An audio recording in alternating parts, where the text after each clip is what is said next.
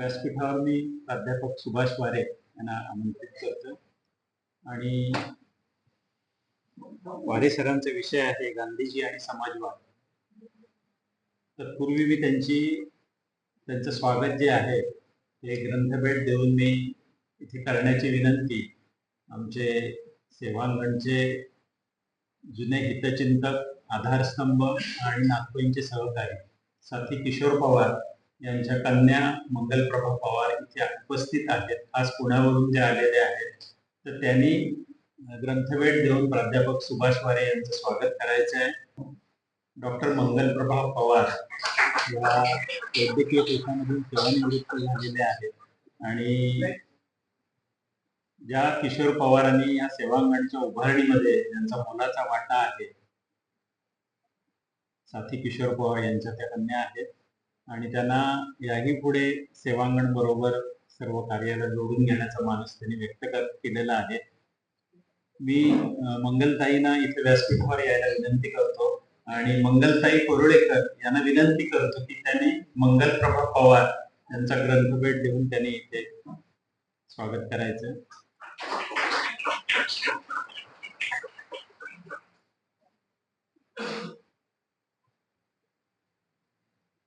प्राध्यापक सुभाष वारे यांचा मी परिचय करून देतो तुम्हाला. त्यांचा विषय आहे गांधीजी आणि समाजवाद.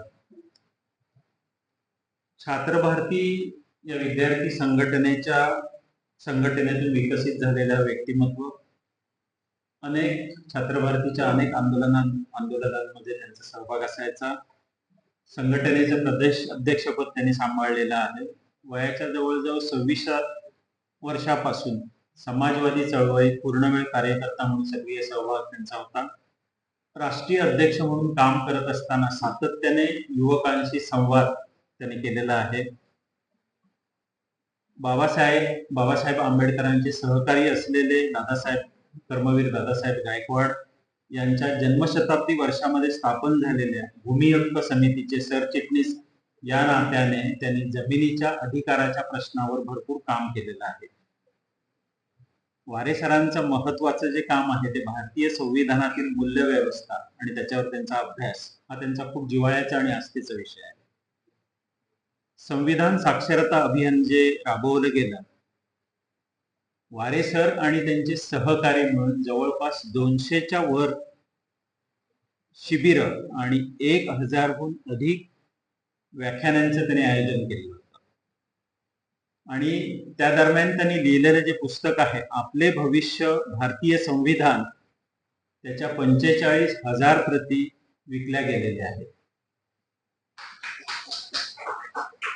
किल्लारी भूकंप म्हणजे 1994 साली जो भूकंप आला त्याच्यामध्ये महाराष्ट्र आरोग्य मंडळ आणि स्वतः सुभाष वारे यांच्या प्रयत्नातून जे अभियान वेगवेगळी पुनर्वसनासाठी जी वेगवेगळी अभियानं राबवली गेली त्याच्यामध्ये त्यांचा मोलाचा सहभाग होता.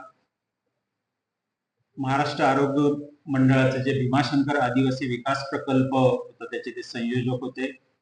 त्याच्यानंतरच्या काळामध्ये मगरपट्टा सिटी पुण्यातली हडपसर मधली या ठिकाणी जो राष्ट्र सेवा दलाचा हिरक महोत्सव आयोजित करण्यात आलेला होता त्याचे ते संघटक समन्वयक म्हणून त्यांनी काम केलेलं आहे. सामाजिक कार्यकर्त्यांना मदत आणि मार्गदर्शन ते नेहमीच करत आलेले आहेत. श्रीराम लागू, निळू फुले, बाबा आडा, नरेंद्र दाभोलकर आणि अन्य मान्यवरांच्या प्रयत्नातून स्थापन झालेल्या सामाजिक कृतज्ञता निधी या नासाचे ते सध्या कार्याध्यक्ष म्हणून काम पाहत आहेत. तर प्राध्यापक सुभाष वारे आपल्या समोर सादर करताना आम्हाला खूप आनंद होतोय. त्यांचा विषय आहे गांधीजी आणि समाजवाद. लक्ष्मीकांतजींनी माझा विषय 3दा सांगितला, म्हणजे मी विसरू नये म्हणून ते काय करायचे. नाथपाईंच्या स्मृतींना मी आधी नम्रपणे अभिवादन करतो. सध्याच्या राजकारणामध्ये जे सगळं आपण बघतोय दररोज त्याच्यामध्ये नाथपाई आणि सगळेच समाजवादी नेते त्यांनी जे राजकारण केलं एकेकाळी त्याची सतत आठवण व्हावी अशा पद्धतीच्या घटना राजकारणामध्ये सध्या घडतात. गांधी जागर करत आहोत आणि नाथपै सेवांगण हे आता गेले 3-4 वर्षापासून मला वाटतं करते. मागच्या वर्षीच मी येणं अपेक्षित होतं आणि तिकीटही काढली होती, परंतु अचानक तब्येत बिघडल्यामुळं मागच्या वर्षी मला रद्द करावं लागलं. यावर्षी मात्र मी आवर्जून आलोय. त्याच्यात माझे स्वतःचे बरेच स्वार्थ आहेत. म्हणजे एकतर कोकणामध्ये येऊन बरेच दिवस झाले होते आणि त्यामुळे आज इतके चेहरे दिसत आहेत समोर. म्हणजे मी सगळं हे संपवून जेवणाच्या वेळेला अनेकांशी बोलायचे, मला त्याची जास्त ओढ आहे. आमचा छात्र भारतीतला सहकारी संदीप, मी आल्यानंतर म्हणजे अरे आपण किती वर्षांनी भेटलो. तर असे अनेक जण भेटतील. प्रवीण बसलेले, त्यांची मध्ये भेट झाली होती पुण्यामध्ये. प्रवीण बसलेले सगळेजण, हा एक स्वार्थ होताच. मगाशी मंगलताईंच्या हस्ते तुम्ही मला पुस्तक भेट दिलं, तर त्याही अर्थाने एक माझा स्वार्थ इथे येण्यात होताच की साथी किशोर पवार यांचं जन्मशताब्दी वर्ष आता सुरू आहे. किशोर पवारांना समाजवादी संस्थाचे आधारवड असं आपण म्हणतो. अनेक समाजवादी नेत्यांचे जन्मशताब्दी वर्ष झाले, काही सुरू आहेत, पण किशोर पवारांचं कोकणाबरोबर एक अतिशय विशेष असं नातं होतं. तसं ते या नाथपै सेवांगण बरोबरही होतं. पुण्यामध्ये आम्ही किशोर पवारांच्या जन्मशताब्दीच्या अनुषंगाने कामगार चळवळीच्या संदर्भामध्ये आजची जी सगळी आव्हाने आहेत त्याच्यावरती एक कार्यक्रम होऊ घातलेला आहे. SM जोशी फाउंडेशनचे जे सेक्रेटरी आहेत सुभाष लोमटे, ते त्याचं नियोजन करतायत. पण माझी स्वतःची अशी इच्छा आहे की कोकणामध्ये सुद्धा किशोर पवारांच्या जन्मशताब्दीच्या निमित्तानं काही एक कार्यक्रम व्हावा. असा कार्यक्रम आपण जेव्हा करतो तेव्हा केवळ होत गेलेल्या माणसांचं गुणगौरव करणं हा अर्थातच आपल्यापैकी कुणालाही अपेक्षित नाही, कारण ती माणसं त्यांच्या कर्तृत्वानं मोठी होती, त्यांच्या कर्तृत्वानं ती मोठी होऊन गेली. आपण त्यात काही फार भर घालणार नाही आहोत, पण त्या निमित्तानं इथल्या प्रश्नांची जर चर्चा झाली कोकणातल्या, तर एक चांगलं होईल अशी माझी विनंती आहे तुम्हाला सांगा. मित्र, गांधी जागर आणि त्याच्यात मला गांधीजी आणि समाजवाद याच्यावर बोलायचं. तर ते बोलण्याच्या आधी आता सचिन परब यांचं जे रसाळ आणि प्रवाही असं जे व्याख्यान झालं, म्हणजे संपतराव जे म्हणले की ते चांगले वक्ते नाहीत, तर ते चांगल्या वक्त्याची प्रस्थापित चौकटीतली जी व्याख्या आहे त्या व्याख्येच्या ह्याला बळी पडून ते तसं म्हटले असतील. परंतु सचिन परब मी त्यांना अनेकदा ऐकलेले, तर ते कथा उलगडत जाते ना, तसं त्यांचं असतं. एकातून दुसरं, दुसऱ्यातून तिसरं, अशी ती कथा उलगडत नेतात. त्यामुळे ते अतिशय रसाळ आणि प्रवाही असं बोलत राहतात. आणि त्याच्यानंतर एकदम मी उभा राहिलोय गांधीजी आणि समाजवाद सांगायला. त्यामुळे प्रयत्न करतो. पण ते जे बोलले त्याच्या अनुषंगानं ते ऐकत असताना 2-3 मुद्दे माझ्या मनात निर्माण झाले. ते मला वाटलं सांगावं. म्हणजे त्यातच काही काउंटर करण्याचा तर मुद्दाच नाही, पण भर त्याच्यामध्ये कदाचित घालता येईल असे 2-3 मुद्दे माझ्या मनात आले ते ऐकत असताना. जसं त्यांनी गांधीजींचे विचार आणि तुकारामांच्या अभंगांची सांगड घातली, तसं तुकारामांचा एक जो अभंग आहे की जोडून या धन उत्तम व्यवहार, उदास विचारे वेच. म्हणजे तुम्हाला व्यवहार चांगला पाहिजे, जोडून या धन आणि पैसाही, ज्याचा अर्थ संपत्ती कमवता आली पाहिजे, ते कमवू शकता. जोडून या धन उत्तम व्यवहार, उदास विचारे वेचकरी. वेचकरी म्हणजे खर्च. खर्च करताना तुमची भावना उदास.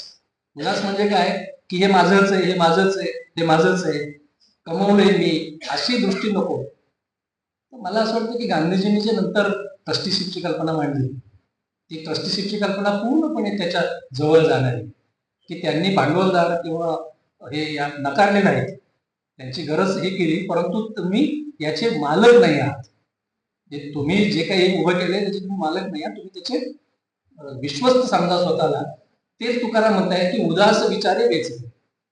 हा एक संदर्भ जोडला जाऊ शकतो. बाबासाहेबांनी पुन्हा त्यांच्या आयुष्यामध्ये pay back to the society नावाची कन्सेप्ट मांडली, doctor Babasaheb Ambedkar. Pay back to the society पुन्हा तीच आहे, ती सुद्धा की मागं वळून बघा, मी पुढे चाललोय, फक्त तुझ्या स्वतःच्या कर्तृत्वावर पुढे चाललंय असं नाही. व्यक्ती पुढे जात राहते, त्याच्यात केवळ त्या व्यक्तीचं कर्तृत्व नसतं, तर समाजाचा हातभार असतो. म्हणून पुढे जाताना पे बॅक टू द सोसायटी, मागं वळून बघा. आणि मग त्याच दुसरे रूप आपल्याला इस्लाममध्ये जकातच्या रूपाने दिसतं आणि लिंगायत परंपरेमध्ये दासोहची संकल्पना आहे. लिंगायत परंपरेमध्ये सुद्धा दासोह नावाची अतिशय वेल डिफाईन कल्पना आहे की तुमच्या उत्पन्नामधला एवढा हिस्सा तुम्ही या समाजाच्या कामासाठी दिला पाहिजे. तीच पुन्हा याच्यामध्ये आहे इस्लाममध्ये पण. दुसरा एक मुद्दा मला सांगावासा वाटतो की तुकारामांच्याबद्दल बोलताना त्यांनी जाणून या भेद प्रमाण तो वेद असा जो शब्द आला की वेदांच्या मधला जी भेदभावाची संकल्पना आहे ती बाजूला काढून मग वेद आम्ही स्वीकारतो. तर मी मागच्या महिन्यामध्ये गौवर राजा यांचं एक पुस्तक वाचलं, मिथकांच्या पासून विज्ञानापर्यंत. हो, मिथकांच्या पासून विज्ञानापर्यंत. ते मोठं पुस्तक आहे आणि चांगलं पुस्तक आहे. त्याच्यात एक संदर्भ आहे ऋग्वेदातल्या एका रुचेच्या संदर्भात की या ब्रह्मांडाची निर्मिती एका जगन्नियत्यानं केली आणि तोच त्याचं संचालन करतोय अशी सगळ्या धर्मांची मांडणी.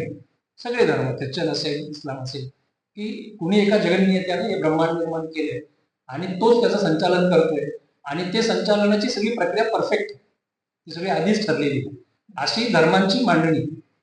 गौवर राजा त्यांच्या पुस्तकामध्ये वेदातल्या एका रुचेचा उल्लेख करतात आणि ती रुचा असं म्हणते की असं म्हणतात की हे ब्रह्मांड एका दिवसात निर्माण झालं, असं म्हणतात की ब्रह्मांड परमेश्वराने निर्माण केलं. पण मग त्या परमेश्वराला काय, त्या परमेश्वराला कोणी निर्माण केलं असेल किंवा कदाचित हे तुलाही माहित नसेल, म्हणजे परमेश्वराला हे कदाचित हे परमेश्वरा कदाचित हे तुलाही माहित नसेल, हे परमेश्वरा कदाचित तुलाही माहित नसेल या भूमिकेमधला जो संशयवाद आहे हा फार महत्वाचा आहे, लक्षात घ्या. कारण कुठल्याही धर्मामध्ये अशा पद्धतीच्या संशयवादाला जागा नाही अजिबात. की अल्लानं कुराण सांगितलं मोहम्मद पैगंबरांना आणि ते त्यावेळेला जे सांगितलं ते पुढच्या 1000, 2000, 4000 वर्षातले प्रश्न सगळे सोडवायला परिपूर्ण आहे. किंवा वेदांच्या बद्दल सुद्धा जी एक माहिती आली आपल्याकडे की वेद अपौरुषेय आहे आणि त्याच्यात आता काही बदल करण्याची गरज नाही, याला छेद देणारी ती रुचा आहे, संशयवाद व्यक्त करणे. आणि त्याच्यामुळे म्हणजे की मी आज बोलत नाही, मी याच्या आधी पण बोलतोय की भारतातले जे सगळे जुने ग्रंथ आहेत संस्कृतमध्ये त्यांचाही अभ्यास एका नव्या परिप्रेक्षामध्ये आपल्याला करायची गरज. म्हणजे दोन प्रकारची आज मांडणी. एका बाजूला जे कट्टर धर्मांध आहे त्यांचं एक हे असतं की विज्ञानानं काही शोध लावला की तो आमच्याकडे होताच पूर्वी असं म्हणायचं. मग त्याची काही कुठं बीज दिसत नाही, त्याचा पुढचा प्रवास दिसत नाही, त्याचं काही शास्त्रीय दिसत नाही, काहीच दिसत नाही. परंतु त्यांनी असं म्हणायचं की हे सगळं आमच्याकडे होतच आधी, मग आमच्याकडे पुष्पविमान होतं, आमच्याकडे होतं. ती एक टोकाची मांडणी अशास्त्रीय. आणि दुसऱ्या बाजूला जे काही आहे हे सगळं टाकाऊ आहे अशी एक दुसरी मांडणी. तर खरं म्हणजे तो एक प्रवास आहे.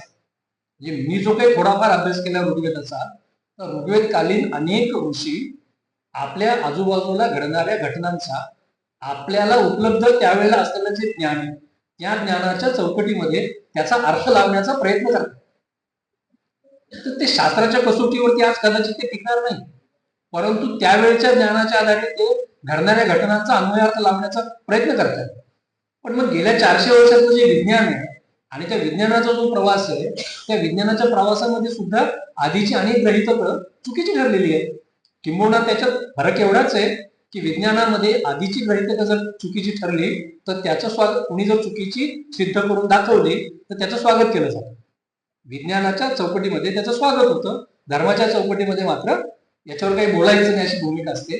तर माझा मुद्दा एवढाच आहे की दोन टोकं योग्य नाही आहेत. ह्या सगळ्याच्यामध्ये ऋग्वेदकालीन किंवा त्याची सगळी ग्रंथसंपदा आहे त्याचा नव्या याच्यामध्ये अभ्यास करण्याची गरज आहे. जसं विज्ञानाचा प्रवाह विकसित होत गेलेला असतो, आधीचे सगळी प्रमेय जे आहे ते अधिक दुरुस्त होत गेलेले असतात, या पद्धतीने त्याचा अभ्यास करण्याची गरज आहे.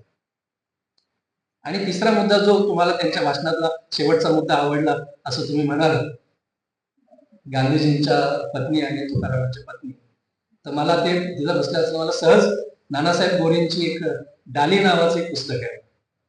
डाली इतकं छोटं पुस्तक आहे, ते अगदी छोटं पुस्तक आहे डाली नावाचं, आणि त्याच्यात छोट्या छोट्या कथा आहेत त्या नानासाहेबांच्या. म्हणजे अतिरेक नाही, परंतु तरी मी पुण्यामध्ये एकदा नानासाहेबांच्या बद्दल बोलताना असं म्हटलं होतं की नानासाहेबांची डाली हा छोटा कथासंग्रह आणि आणखी काही कथासंग्रहाच्या आधारे नानासाहेबांना साहित्य संमेलनाचं अध्यक्षपद मिळायला पाहिजे, असं सहज मिळायला पाहिजे असं ते साहित्य पण नानासाहेब समाजवादी वर्तुळ म्हणून तिकडे पाठ करूनच इथं होते. तर ते डाली नावाच्या पुस्तकामध्ये एक छोटी कथा आहे, पूर्णवेळ कार्यकर्त्याची कथा आहे ती. तो घरदार सोडून सगळा निघालेला असतो आणि घरादाराकडे दुर्लक्ष करून तो असं समाजाचं काम करत असतो आणि त्याची बायको बिचारी घरी अशी एकटीच असते, ती एकटी तिचं करत असते. तर ती बाजारामध्ये खरेदी करून येत असताना तिला चौकामध्ये एक बोर्ड लावलेला दिसतो. त्या काळात जाहिरात बोर्डवर व्हायची ना, आणि त्या बोर्डवरती तिला असं दिसतं की आज आपला नवरा इथे येणार आहे. आणि त्या बोर्डवर जे व्याख्यान होतं ते अहिल्याचा उद्धार असं होतं. आणि मग ती बोलते की गावातल्या बोर्डवरती तुझं नाव वाचलास, अहिल्याचा उद्धाराबद्दल तू काहीतरी चौकामध्ये बोलणार आहेस असं ऐकलं. ती घरामधली ही अहिल्या गेले कित्येक दिवस तुझ्या फक्त दर्शनाची वाट बघते, तर हा गावोगावी अहिल्याचा उद्धार करणारा तू घरातल्या अहिल्याची कधी दखल घेणार आहेस, अशी ती नानासाहेब गोरेंची कथा आहे. तर म्हणजे मला आठवण येतं की बापूसाहेब काळजाते जाहीर भाषणात नेहमी असं म्हणायचे की अनेकांना लाईफ फेलोशिप मिळते, आम्हा समाजवादी नेत्यांना वाईफ फेलोशिप मिळते. आणि ती मलाही मिळालेली आहे. माझी बायको बसलेली पाठीमागे आणि ती आमचं घर तीच चालवते, त्याच्यामुळे वाईफ फेलोशिप मिळालेली. पण आता दिवस बदललेले आहेत आणि आणखी बदलावेत. आणि याच्या योगदान जे असतं पुरुष कार्यकर्त्यांच्या वाटचालीमध्ये घरातल्या महिलांचं, म्हणजे ते प्रत्येक वेळेला नॉट नेसेसरली बायकोच असेल, ते आईचं असू शकतं, ते बहिणीचं असू शकतं, ते भाऊजाईचं असू शकतं. त्या महिला कार्यकर्त्यांच्या योगदानाची दखल घेण्याची सवय जर लागली आणि जाहीरपणे तशी सवय लागली तर बरं चांगलं होईल त्याला पुढच्या काळात. आपल्या विषयाकडे येऊया, समाजवाद. आणि मी 2-3 मुद्दे मांडणार आहे त्याच्यामध्ये. पहिला मुद्दा म्हणजे समाजवादी नेते आणि गांधीजी. दुसरा मुद्दा जो आहे तो समाजवाद हे अतिशय व्यापक तत्वज्ञान हे आपण सगळे जाणतो, परंतु आत्ताच्या या विषयाच्या कॉन्टेक्स्टमध्ये त्याच्यातलं जे अर्थकारण आहे तर तेच अपेक्षित असावं. मला ते सांगताना की समाजवादातलं जे अर्थकारण आहे त्या अर्थकारणाचं आणि गांधीजींनी सांगितलेल्या अर्थकारणाची सांगड काय असू शकते, कशी असू शकते, आणि मग तिसरा मुद्दा आजच्या काळामध्ये आपल्याला पुढे जाण्यासाठी काय हे केलं पाहिजे.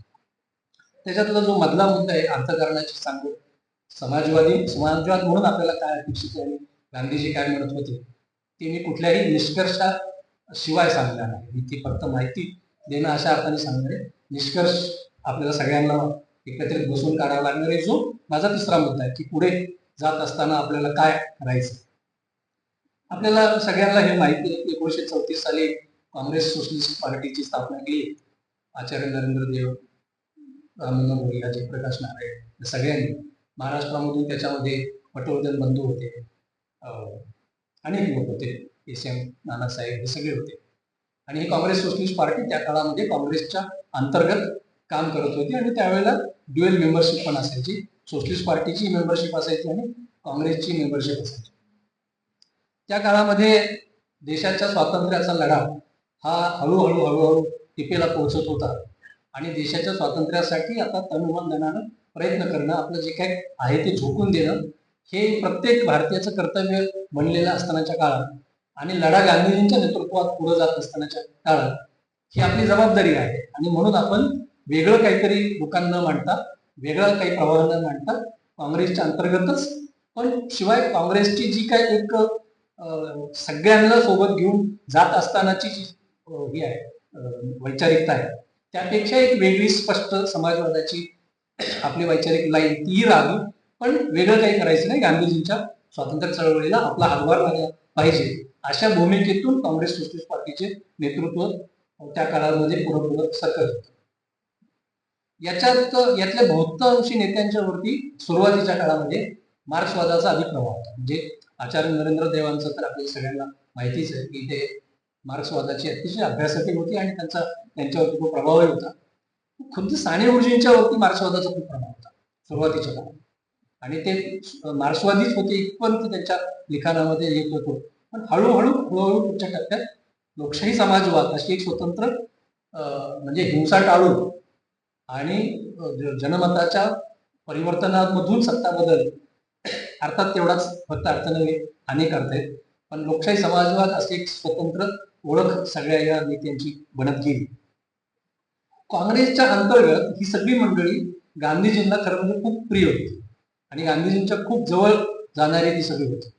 म्हणजे जसं अर्थात गांधीजींनी असं कधीही अनेक म्हणजे त्यांनी गांधीजींनी सर्वांनाच सोबत घेतले. म्हणजे काँग्रेसमधले ज्यांना आपण सॉफ्ट हिंदुत्वादी म्हणतो असा जो एक विचार प्रवाह होता, ते कळत असून सुद्धा गांधीजींनी त्या सगळ्यांना सोबत ठेवलेलंच होतं. आणि नेहरू या सगळ्यांच्या मध्ये आणखी रशियामध्ये जाऊन आलेले, पश्चिम युरोपामध्ये जाऊन आलेले आणि समाजवादी विचारधारे पश्चिम युरोपातून आलेल्या त्या सगळ्या समाजवादी विचारधारेचा पगडा ज्यांच्यावरती होता तसे नेहरू होते. पण ज्याला आपण हे म्हणतो की मीन्स अँड एंड असं किंवा साधन शुचिता, साध्य आणि साधनाची बराबरी असली पाहिजे, अशा अनुषंगाने विचार केला तर ही जी समाजवादी मंडळी होती पुढच्या टप्प्यामधली, त्यांच्याबरोबर गांधीजींचं एक जवळचं नातं होतं आणि या सगळ्यांच्या वरती गांधीजींचं प्रेम होतं, तेही गांधीजींच्या जवळ होते. पण गांधीजी हे अत्यंत व्यवहारवादी नेतृत्व, म्हणजे गांधीजी भोळे बाबडे होते असं जर कुणाला वाटत असेल, मग अशी म्हणत होते ना की भोपटकरांनी ते हे केलं होतं की तुकाराम आणि गांधीजी, तुकारामही मुळात भोळसट नव्हते, तुकारामही भोळसट नव्हते आणि गांधीजी सुद्धा भोळसट नव्हते, व्यवहारी आणि व्यवहारी म्हणजे चांगल्या अर्थाने. म्हणजे अलीकडच्या काळात जो तो एक मुद्दा उपस्थित केलाय ना वोट चोरीच्या संदर्भामध्ये समोरून, की जेव्हा पंतप्रधानाची निवड करायची होती त्यावेळेला यांना सरदार वल्लभभाई पटेलांना इतकी मतं पडली होती आणि नेहरूंना इतकी मतं पडली होती आणि तरी नेहरूच पंतप्रधान झाले, तर ती पहिली वोट चोरी होती असं भाजपचे लोक आता म्हणतायत. ते खरं म्हणजे अनेक तथ्य ते दडवतात. ते जे मतदान झालं होतं ते मतदान खासदारांचं मतदान नव्हतं, ते मतदान काँग्रेसच्या जिल्हाध्यक्षांचं मतदान होतं, म्हणजे काँग्रेस पार्टीच्या अंतर्गतलं मतदान. ज्या पंतप्रधानाची निवड खासदार करतात, त्याच्यामुळे ते खासदारांचं मतदान नव्हतं सुद्धा. त्या काळामध्ये काँग्रेस पार्टीचं वरचा होल्ड हा सरदार वल्लभभाई पटेलांचा होता आणि त्यामुळे पार्टीतल्या बहुमताच्या लोकांचं म्हणणं होतं की सरदार वल्लभभाई पटेल व्हावेत पंतप्रधान. परंतु गांधीजींना हे कळत होतं की काँग्रेस पार्टी ही एक एंटिटी आहे आणि भारत देश हा त्याच्या पलीकडे आणखी खूप मोठा आहे, ते असतंच आणि ते तसंच असावं लागतं. एक पार्टी आणि म्हणजेच तो देश, अशा पद्धतीच्या भूमिका इंदिरा गांधी मांडत, नाहीतर आता नरेंद्र मोदींचे भक्त मांडत, ही चुकीचीच आहे. पार्टीच्या पलीकडे देश खूप मोठा असतो आणि त्याच्यामुळं काँग्रेस पार्टीच्या पलीकडचा जो देश आहे त्या देशातल्या लोकांना प्रभावित करण्याचं सामर्थ्य हे नेहरूंचं आहे. नेहरूच ते करू शकतात, सरदार पटेल ते करू शकत नाही. हे गांधीजींना जितकं मान्य होतं तितकंच ते सरदार पटेलांनाही मान्य होतं, लक्षात. आणि त्याच्यामुळे सरदार पटेलांना डावललं म्हणजे ते काहीतरी दुःखी होते वगैरे असं नव्हे, तर त्यांनीच नंतर नेहरूंच्या नावाचा प्रस्ताव मांडलेला आहे. त्याच्यामुळे नेहरू त्या अर्थानं गांधीजींचे लाडके होते की नेहरूंचं नेतृत्व हे तरुणांना प्रभावित करणार आहे, देशातल्या नागरिकांना प्रभावित करणार आहे. आता या सगळ्या याच्यामध्ये समाजवादी अनुषंगानं पुढे जात असताना काय काय घडलं ते मी 2-3 प्रकारे मांडणार आहे. पण समाजवादी नेतृत्व हे वैचारिक दृष्ट्या आणि साध्य आणि साधन विवेकाचा गांधीजींचा जो विचार होता त्याच्यासाठी सुद्धा समाजवादी नेतृत्व गांधीजींच्या जवळ असून सुद्धा संघटनेचा व्यवहार समाजवाद्यांना कळत नाही, हे सगळ्यात आधी गांधीजींनी ओळखलं की संघटनेचा व्यवहार यांना कळत नाही. हे फक्त सांगतात छानपैकी, पण ते जे सांगायचं आहे ते सांगणं पुढे द्यायचं असेल तर त्याला संघटना लागते आणि संघटनेशिवाय ते होऊ शकत नाही. आणि हे म्हटलेले आहे गांधीजी. आता मला फक्त तो रेफरन्स काढावा लागेल की ते त्यांनी लोहियांना म्हटलंय का जयप्रकाशांना म्हटलंय, पण हे म्हटलेलं आहे की तुम्ही लोक संघटनेकडे दुर्लक्ष करता आणि संघटना असेल तर हे सगळं आहे. आणि म्हणून पुढची जी वाटचाल होती, स्वातंत्र्य नजरेच्या टप्प्यात आल्यानंतरची जी वाटचाल होती त्याच्यामध्ये गांधींना खूप वाटत होतं की यांनी आपल्या जवळ यावं, यांनी याच्यात सहभागी व्हावं, पण तरी सुद्धा यांची संघटनेकडे दुर्लक्ष करण्याची ही जी प्रवृत्ती आहे ती गांधीजींना त्यांना अधिक जवळ येऊ देत नव्हती. आणि त्याच्यातलं एक उदाहरण सगळ्यात महत्वाचं काय, की संविधान सभा जेव्हा बनली, म्हणजे 1946 साली याच्या निवडणुका झाल्या प्रांतिकच्या, आणि त्या प्रांतिकच्या निवडणुकांच्या मध्ये बहुसंख्य राज्याचे प्रांत म्हणायचं लागलं, त्याच्यामध्ये काँग्रेसला बहुमत मिळालं आणि जी बाहेर म्हणजे परिघावरची होती तिथे मुस्लिम लीगला बहुमत मिळालं. ते जे 1946 साली निवडणुका झाल्या होत्या प्रांतिकच्या, आजच्या भाषेमध्ये आमदारांच्या, त्याच्यामधून संविधान सभेची निवड होणार होती. संविधान सभेचे सगळे सदस्य त्यातून निवडले, बरोबर. आता मला तुम्हाला इथे फरक सांगायचा तर मी लक्षात घ्या की 46च्या निवडणुका झाल्या होत्या, बहुसंख्य राज्यामध्ये काँग्रेसचे आमदार निवडून आले होते, थोड्या 3-4 राज्यामध्ये मुस्लिम लीगचं बहुमत होतं, त्याच्यातूनच संविधान सभा निवडली जाणार होती. याचा अर्थ स्पष्ट होता ना की संविधान सभेवरती काँग्रेसचं वर्चस्व असणार, संविधान सभेवरती काँग्रेसचं बहुमत असणार. तिथे बाबासाहेब आंबेडकर हे त्यांचा जो पक्ष होता त्या काळातला शेड्यूल्ड कास्ट फेडरेशन, त्याचे नेते होते आणि शेड्यूल्ड कास्ट फेडरेशनचे काही थोडे लोक निवडून आले होते आमदार म्हणून, कारण त्यांची तशी फार ताकद नव्हती आमदार म्हणून. आता संविधान सभेमध्ये जावं आणि उद्याचं जे संविधान बनतंय भारताचं, ते संविधान अधिक चांगलं, अधिक क्रांतिकारी कसं बनेल याच्यासाठी आपण आपलं योगदान द्यावं असं वाटणं ही खरी नैसर्गिक होतं आणि अनेकांनी ते केलं. आता ते समाजवादी नेत्यांना त्यावेळेला जास्त सोपं होतं संविधान सभेमध्ये जाणं. त्याची 2 कारणं आहेत की एक तर ते काँग्रेस सोशलिस्ट पार्टी म्हणून काँग्रेसचेच मेंबर होते, म्हणजे ते काँग्रेसचा भागच होते एका अर्थाने, आणि सगळ्यात महत्वाचं कारण म्हणजे 42चा लढा जो जाहीर झाल्याबरोबर काँग्रेसच्या सगळ्या वरिष्ठ नेतृत्वाला अटक झाली होती, सगळं वरिष्ठ नेतृत्व तुरुंगात गेलं होतं, आणि मग तो गवालिया टँकवरचा जो ठराव आहे, हा ठराव पुढे नेण्याचं किंवा त्याला वास्तवात उतरवण्याचं काम आपल्याला सगळ्यांना माहिती आहे की हे सगळं समाजवादी नेत्यांनी केलं. आणि समाजवादी नेते हिरो बनले होते त्या काळात. लोहिया असतील, जयप्रकाश असतील, नंतर महाराष्ट्रातली सगळी नेते मंडळी, SM, ही सगळी मंडळी हिरो झाली होती, कारण 42च्या चळवळीमध्ये हे, आणि आपण सगळे म्हणजे राष्ट्रसेवा दल जे आहे आपलं, ते राष्ट्रसेवा दलाचे त्या काळातले कार्यकर्ते, त्यामुळे एक वलय प्राप्त झालं होतं समाजवादी नेत्यांना. त्यामुळे संविधान सभेमध्ये जाणं हे समाजवादी नेत्यांना जास्त सोपं होतं. त्यांनी इच्छा प्रदर्शित केली असते तर काँग्रेसच्याच तिकिटावरती ते सगळे निवडून आले असते. बाबासाहेबांना तुलनेनं अवघड होतं, कारण बाबासाहेब कायम काँग्रेसच्या विरोधामध्ये उभे राहिले होते. बाबासाहेब कायम काँग्रेसला, गांधीजींना तिखट प्रश्न विचारत राहिले. ते योग्य होते प्रश्न, पण त्याच्याकडे नंतर जाऊ, की आजचा विषय. पण बाबासाहेब हे काँग्रेसच्या सतत विरोधात राहिलेले. पण बाबासाहेबांना लक्षात आलं की संविधान सभेत गेलं पाहिजे, आणि सुरुवातीला बाबासाहेबांचा हेतू छोटा होता, तो त्यांनी स्वतःच संविधान सभेत म्हटलेले, किंवा इथं येताना माझा आधी हेतू एवढाच होता की अस्पृश्य समाजाच्या संरक्षणाच्या काही तरतुदी संविधानात याव्या, या इतक्या मर्यादित हेतून मी या संविधान सभेत आलो होतो. आणि म्हणून त्यांनी मुंबईमधून निवडणूक लढवायचा विचार केला. तर मुंबईमध्ये काँग्रेसचं वर्चस्व होतं, आणि सरदार वल्लभभाई पटेलांनी सांगितलं होतं की इथे काँग्रेसचीच माणसं येतील, आणि त्याच्यात काही चूक होतं असं मी म्हणत नाही. म्हणजे निवडणुका जाहीर झाल्यानंतर प्रत्येक पक्ष आपले जास्त उमेदवार निवडून यावे असाच प्रयत्न करणार, आणि दोन्ही पक्ष वेगळे होते. शेड्यूल्ड कास्ट फेडरेशन बाबासाहेबांचा, त्यामुळे तिथे सरदार वल्लभभाई पटेल म्हणले नाही, काँग्रेसमध्ये मुंबईमधून काँग्रेसचेच येणार सगळे.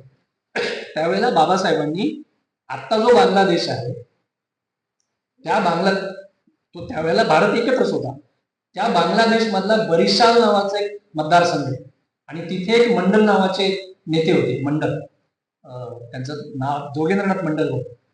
त्यांनी बाबासाहेबांना निरोप दिला की आमचा बांगलादेश मधला जो बरिशाल मतदारसंघ आहे, इथे जे आमदार निवडून आलेले हे बहुतांशी दलित मुस्लिम आहेत, आणि तुम्हाला इथून निवडून जाणं सोपं आहे, तुम्ही मुंबईच्या नादी लागू नका, ते काँग्रेसचे लोक तुम्हाला काही तिथून निवडून येऊ देणार नाहीत. मग बाबासाहेब बरिशाल मतदारसंघातून संविधान सभेवर आले. लक्षात, म्हणजे बाबासाहेबांनी प्रयत्न केले की जायला पाहिजे आपण तिथे. पण समाजवादी नेतृत्वाने काय भूमिका घेतली? समाजवादी नेतृत्वानं संविधान सभेच्या निवडणुकावरती बहिष्कार घातला, आणि मुद्दा काय केला होता की 46च्या ज्या निवडणुका झाल्या ह्या ऍडल्ट फ्रँचायझीच्या सूत्रानुसार झालेल्या नाहीत, सार्वत्रिक प्रौढ मताधिकारावरती झालेल्या नाहीत. त्यावेळेस तुम्हाला मी सांगतो की 46 पर्यंत या देशामध्ये जे इंग्रजांचा कारभार असताना ज्यांच्याजवळ संपत्ती आहे त्यांनाच मताचा अधिकार होता. सर्वांना मताचा अधिकार नव्हता 46 साली. त्यामुळे 22% लोकांना फक्त मताचा अधिकार होता 46 साली. आणि म्हणून आमच्या सगळ्या समाजवादी नेत्यांनी त्याचा इश्यू केला की 46च्या निवडणुका ह्या काही सर्व भारतीयांच्या याच्यातून झालेल्या नाही आणि त्याच्यामुळे या संविधान सभेवरती निवडणुकीवर आमचा बहिष्कार आहे. त्यांची मागणी अशी होती की जनरल इलेक्शन मधून संविधान सभा निवडावी. आता मागणी जरी फार चांगली असली, आदर्श असली, तरी हिंदू मुस्लिम दंगे पेटले होते. पाकिस्तानच्या फाळणीची सगळी चर्चा सुरू झालेली होती. वातावरणामध्ये प्रचंड मोठा असा संताप क्षोभ असा होता. अशा कालखंडामध्ये या जनरल इलेक्शन कंडक्ट करणं हे कोणालाही अवघड होतं. बरं, सगळ्यात महत्वाचा मुद्दा काय होता की जरी 46 साली 22% लोकांनाच मताचा अधिकार असला तरी 46च्या निवडणुकांचा जो रिझल्ट आहे तो रिझल्ट हा स्वातंत्र्य चळवळीमध्ये जे पुढाकार ज्यांचा होता तेच लोक निवडून आले होते बहुतांशी. त्यामुळे समाजवादी नेतृत्वाने बहिष्कार घातला आणि त्याच्यामुळे ते कोणी अर्ज भरलेच नाहीत, मागितलेच नाहीत, मुळात अर्जच नाही. पण पुन्हा त्याच्यामध्ये म्हणजे मला ही जी पारिकांनी सांगितलेली हकीकत आहे की पुन्हा त्याच्यामध्ये एक समाजवादी भोंगळपणा आहेच की आपला बहिष्कार आहे हा निरोप पण नीट पोहोचला आणि त्याच्यामुळे दोघे जण काहीतरी अर्ज भरला आणि ते दोघे जण संविधान सभेत आले होते. अर्थातच काँग्रेसचे उमेदवार. मला स्वतःला असं वाटतं की संविधान सभेवरती न जाण्याचा आपल्याला आदर्शच आहे. म्हणजे ही जेव्हा आपण चिकित्सा करतो तेव्हा याचा अर्थ आपण त्यांना काहीतरी कमी लेखतोय असं नाही. त्यांच्या सगळ्या कर्तृत्व योगदान याचा आपण नेहमीच बोलत असतो. पण समाजवादी 5-6 कार्यकर्ते जे 42चे हिरो होते ते जर संविधान सभेत गेले असते आणि ते सहज शक्य होतं जाणं तर बाबासाहेबांना ज्या 3-4 मुद्द्यावरती संविधान सभेमध्ये माघार घ्यावी लागली, बहुमता अभावी आपले आग्रह सोडून द्यावे लागले बाबासाहेबांना, ते कदाचित या समाजवादी नेतृत्वानं अधिक चांगल्या पद्धतीनं मांडले असते आणि ते आग्रह बाबासाहेबांना सोडून द्यावे लागले नसते, आणखी संविधान क्रांतिकारक बनलं असतं. तर आपला मुद्दा आहे की गांधीजी आणि समाजवादी हे प्रेम किती जरी असलं तरी हे व्यवहार यांना फार कळत नाही. या प्रभावातून गांधीजींनी त्यांना खूप इकडं जवळ काही येऊ दिलं नाही. आणि मग पुढे गांधीजी गेल्यानंतर अर्थात तुम्हाला सगळ्यांना माहितीच आहे की गांधीजी गेल्यानंतर या सगळ्या समाजवादी नेत्यांचा काँग्रेसमधला आधारच संपला असं मानलं जातं. पण खरं म्हणजे आता तो माझा पुढचा मुद्दा आहे की असं मानायची गरज नव्हती. आता भारताचं संविधान जे बनलं आणि ते बनताना गांधीजींच्या स्वप्नातल्या राज्यघटनेमधलं त्याच्यात जे जे काही घेतलं गेलं नाही ते मी आपल्या अर्थकारणाच्या मुद्द्यापुरतच बोलणार आहे त्याच्यात. परंतु ते जे घेतलं गेलं नाही या सगळ्या ह्याच्यामध्ये तुमच्या एक लक्षात येते का की भारताचं संविधान जे आणि जसं बनलं ते बनण्यामध्ये सगळ्यात महत्वाची गोष्ट जी घडली हे संविधान आता जे बनलं त्याच्यामध्ये नेहरू आणि आंबेडकर हे एका समान भूमिकेवरती उभे होते. लक्षात. आता हा जो मुद्दा आहे की संविधान सभेवरती काँग्रेसचं वर्चस्व होतं, हा मुद्दा बाहेर जे संविधानाबद्दल खूप भावनिकतेने भाषण होतात ना ते लक्षात घेत नाही. म्हणजे आमच्या बाबासाहेबांच्या संविधानाला हात लावू देणार नाही असं जे बोललं जातं ते बोलताना बाबासाहेबांना नको असलेलं काय काय संविधानात आलंय आणि बाबासाहेबांना काय काय संविधानात आणायचं होतं परंतु बहुमत नसल्यामुळं आणता आलं नाही हा अभ्यास पण आपण करत नाही. म्हणजे हे संविधान जे बनले ते काही पूर्ण बाबासाहेबांच्या यांनी बनलेलं नाहीच आहे तसंही. पण जे बनलं जे काही बनलं त्याचं कारण मी आता गेले अनेक वर्ष त्याचा अभ्यास करतोय. नेहरू आणि आंबेडकर हे एका भूमिकेवरती होते म्हणून हे संविधान बनलं. लक्षात. त्याच्यातला एक व्यवहाराचा भाग तुम्हाला सांगतो की संविधान सभेची बैठक दुपारी सुरू व्हायच्या. म्हणजे ती जी संविधान सभा होती ती त्या काळात एकाच वेळेला पार्लमेंट म्हणूनही काम करत होती आणि संविधान सभा म्हणून काम करत होती. तीच सगळी माणसं सकाळी 11 ते 1:30 पार्लमेंट म्हणून बसायची आणि मग जेवण झाल्यानंतर दुपारी तीच माणसं संविधान सभा म्हणून बसायची. पण याच्या आधी 11च्या आधी सकाळी 9 ते 10:30 काँग्रेस पक्षाची स्वतंत्र बैठक व्हायची काँग्रेस पक्षाची. आणि दुपारी संविधान सभेमध्ये काय काय चर्चेला येणार आहे आणि तिथं आपण कसं भूमिका घ्यायची हे काँग्रेसचे सगळे लोक ठरवून यायचे सकाळी 9 ते 10:30. नंतरच्या टप्प्यामध्ये त्या बैठकांच्या मध्ये बाबासाहेब जाऊन बसायचे. कारण मी जे मागाशी सांगितलं बरिशाल मतदारसंघ, तिथून बाबासाहेब निवडून आले. मग 15 ऑगस्ट 47ला फाळणी झाली. फाळणी झाल्यामुळे बाबासाहेबांचा मतदारसंघ त्यावेळच्या पूर्व पाकिस्तानात गेला. आता त्याला आपण बांगलादेश म्हणतो. आणि त्यामुळे स्वाभाविकपणे असं झालं की पूर्व पाकिस्तान आणि पश्चिम पाकिस्तान मधून जे जे लोक संविधान सभेवर आले त्या सगळ्यांचं भारताच्या संविधान सभेचं सदस्यत्व संपलं. म्हणजे त्यांच्यापैकी जे पाकिस्तानात गेले ते पाकिस्तानच्या संविधान सभेचे सदस्य होऊ शकले. अर्थात तिथली प्रक्रिया सगळी काही नियमाला धरून झालीच नाही. पण जे तिकडून निवडून आले ते बाबासाहेबांचं सुद्धा संविधान सभेचं सदस्यत्व संपलं. आणि मधला एक पिरियड असा होता की बाबासाहेब संविधान सभेचे सदस्य नव्हते. दरम्यान बॅरिस्टर जयकर जे मुंबईतून निवडून आले होते त्यांचे नेहरूंच्या बरोबर मतभेद झाले. ऑब्जेक्टिव्ह रेझोल्युशन बद्दलच मतभेद झाले आणि त्या मतभेदातून त्यांनी राजीनामा दिला. त्यामुळे मुंबईतून एक जागा रिकामी झाली. आणि मग त्या मधल्या टप्प्यामध्ये 6-7 महिन्याच्या बाबासाहेबांचं संविधान निर्मितीतलं महत्व आणि अपरिहार्य पण हे काँग्रेसच्या लोकांच्या लक्षात आलं. हे मी तुम्हाला का सांगतो, हे फार महत्वाचा मुद्दा आहे की पुढे मग बॅरिस्टर जयकरांच्या राजीनाम्यामुळे जी जागा मुंबईतली रिकामी झाली तिथे काँग्रेसच्या लोकांनी बाबासाहेबांना बिनविरोध संविधान सभेवर निवडून आणले परत दुसऱ्यांदा. आणि म्हणून संविधान सभेच्या डॉक्युमेंट्स मध्ये असे उल्लेख पण आहेत की Babasaheb Ambedkar member of the constituent assembly Congress party. आता हे मी का सांगितलं तर पहिल्यांदा निवडणूक झाली तेव्हा काँग्रेसच्या लोकांनी बाबासाहेबांना विरोध केला मुंबईमधून निवडून द्यायला. हा पण इतिहास आहे. परंतु 7-8 महिन्यानंतर त्या मुंबईमधून बाबासाहेबांना संविधान सभेवर पाठवायला काँग्रेस पक्षानेच पुढाकार घेतला. हा पण इतिहास आहे. काय सांगायचं तर दोन्ही इतिहास सांगा. आपल्याला सांगायचे तर दोन्ही इतिहास सांगितले पाहिजे. हे पण काही लोक ठरवून फक्त आज काँग्रेसने बाबासाहेबांना विरोध केला, काँग्रेसने बाबासाहेबांना विरोध केला, हा अर्धा इतिहास सांगतो. आपला पुन्हा मी मुद्द्याकडे येतो की हे संविधान जे बनलं, मी पुन्हा सांगतोय की जसं आणि जेवढं बनलं त्याच्यामध्ये नेहरू आणि आंबेडकर हे एका भूमिकेवरती होते म्हणून हे संविधान बनलं. कारण काँग्रेसच्या बहुमताचं बळ या तरतुदींच्या पाठीशी उभं करायचं काम नेहरूंनी केलं. आणि त्याच्यातले काही घटना फार अशा गमतीशीर, म्हणजे ते श्याम बेनेगल यांची जी एक सिरीज आहे बघा राज्यसभा टीव्हीची, फार चांगली आहे, तुम्ही बघा कधीतरी, ते फार चांगले आणि 50-50 मिनिटाचे 10 एपिसोड सगळे. तर त्याच्यामध्ये ते जे दाखवलंय की हिंदी राष्ट्रभाषेचा विषय चर्चेला आला होता आणि धुळेकर नावाचे गांधीवादी नेते होते आणि ते सारखं हिंदीला राष्ट्रभाषा जाहीर करा, हिंदीला राष्ट्रभाषा जाहीर करा असं एकदम नेटानं ते हे करत होते. मी ते सगळं नाटकही उभं केलेले त्या एपिसोडमध्ये. तर ते आता जशी माणसं लोकसभेत ओरडत पुढे जातात तसे ते ओरडत पुढे जातात की हिंदीला राष्ट्रभाषा जाहीर करा.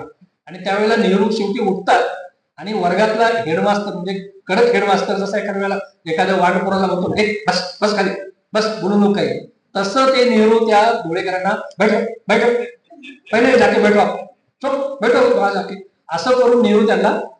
आता ते एपिसोड कसे बनले तुम्हाला सांगतो.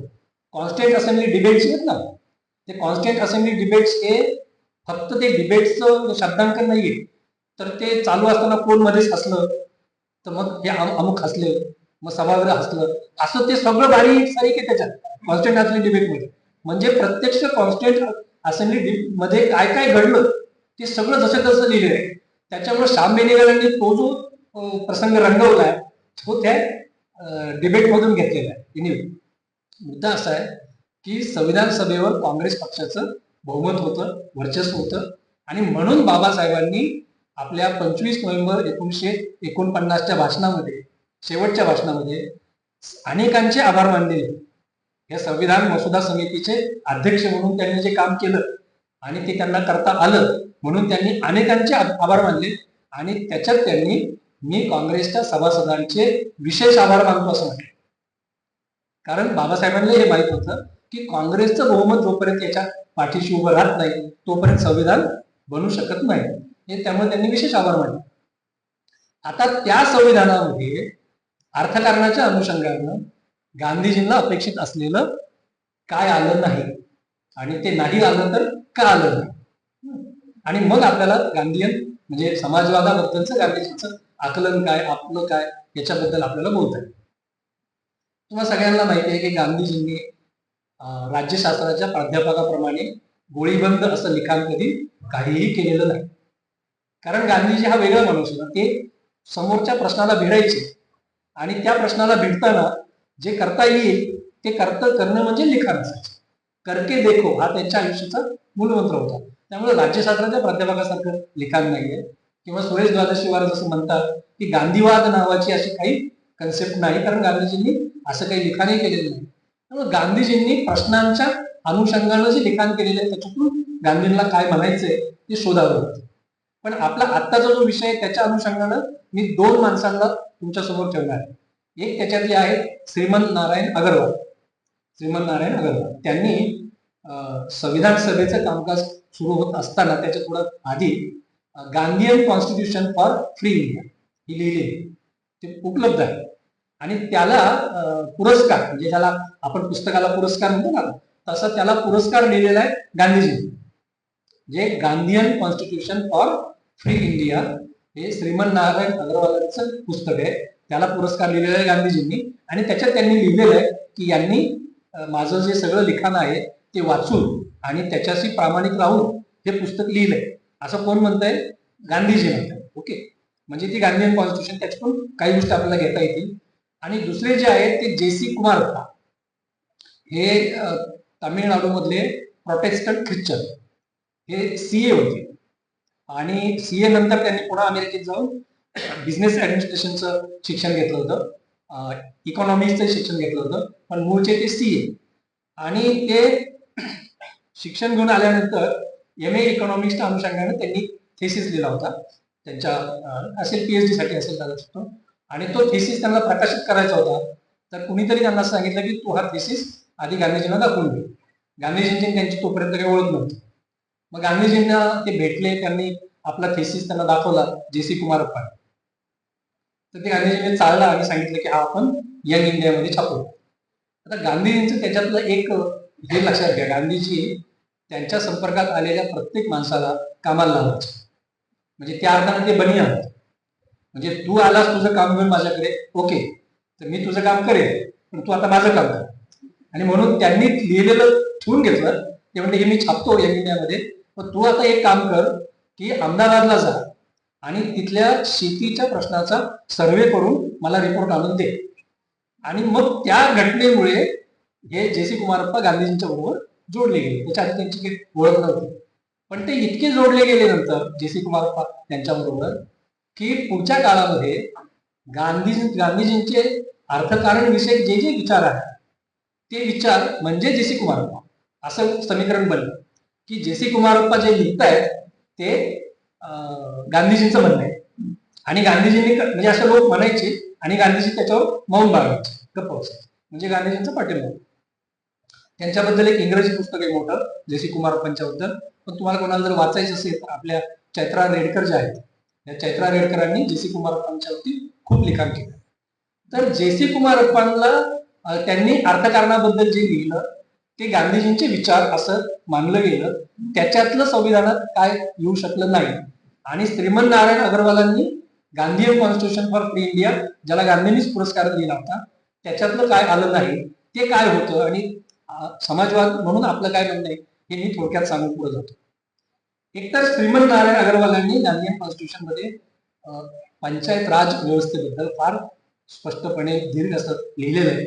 आणि तुम्हाला सगळ्यांना माहिती आहे की गांधीजींनी सातत्यानं स्वयंपूर्ण खेड्याची आग्रहाची मांडणी केली की खेडी हा घटक मानून तुम्ही राष्ट्राच्या पुढच्या प्रगतीचा विचार करा. खेड हा घटक मानून पुढे चाला आणि ते खेड स्वयंपूर्ण असलं पाहिजे. ते स्वयंपूर्ण बनवण्यासाठीची स्वायत्तता त्याला असली पाहिजे.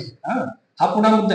खेड स्वयंपूर्ण व्हावं की केंद्र सरकारने करावं असं नाही, तर ते खेड आंतरिक शक्तीनं स्वयंपूर्ण व्हावं अशी स्वायत्तता खेड्याला असली पाहिजे.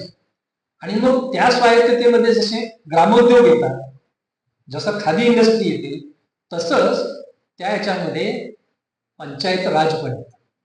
आणि मग त्या गांधीयन कॉन्स्टिट्यूशन मध्ये असं लिहिलं होतं की भारताची जी संपूर्ण लोकशाही व्यवस्था पुढची उभी करायची आहे, ही लोकशाही व्यवस्था उभी करताना खेळ हाच मुख्य घटक असेल बघा. आणि तिथं असं लिहिलंय की निवडणुका ह्या फक्त खेड्यात होतील, डायरेक्ट निवडणुका. मतदार फक्त एकदाच मतदान करतील त्यांच्या गावातली ग्रामपंचायत निवडण्यासाठी. मग ग्रामपंचायतीचे सदस्यांच्यामधून तालुका पंचायतीचे लोक निवडून येतील. जिल्ह्यातल्या सगळ्या तालुका पंचायतीचे जे अनेक मेंबर्स आहेत त्यांच्यामधून जिल्हा पंचायतीचे सदस्य निवडून येतील. जिल्हा पंचायतीचे जे सगळे राज्यातले सदस्य, सर्व जिल्ह्यांच्या जिल्हा पंचायतीचे राज्यातले सदस्य ते विधानमंडळ निवडून देतील. आणि वेगवेगळ्या राज्यांचे विधानमंडळातले जे आमदार आहेत ते खासदार निवडून देतील.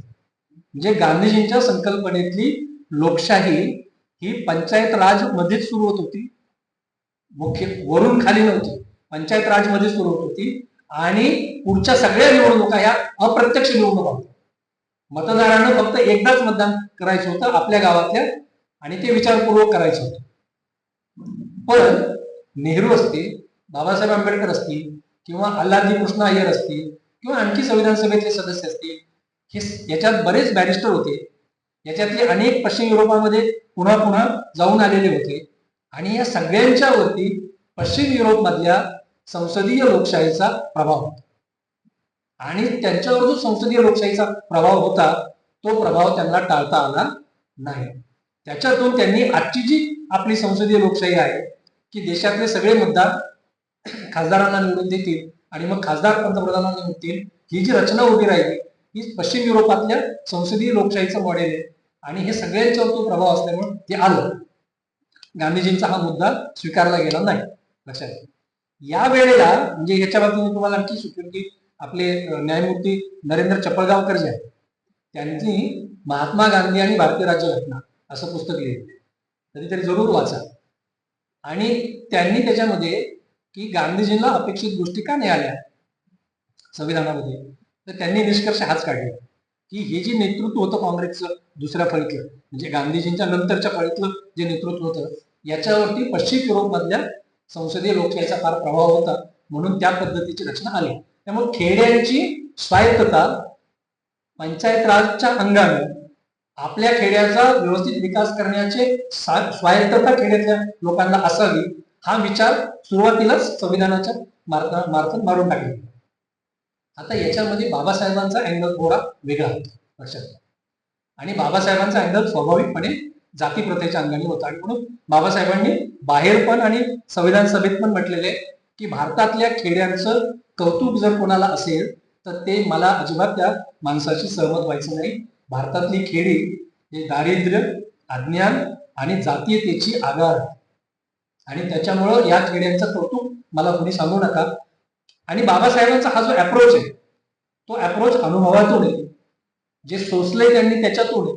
आणि त्याचं उत्तर आजही आपल्याला सापडलेलं नाही, लक्षात घ्या.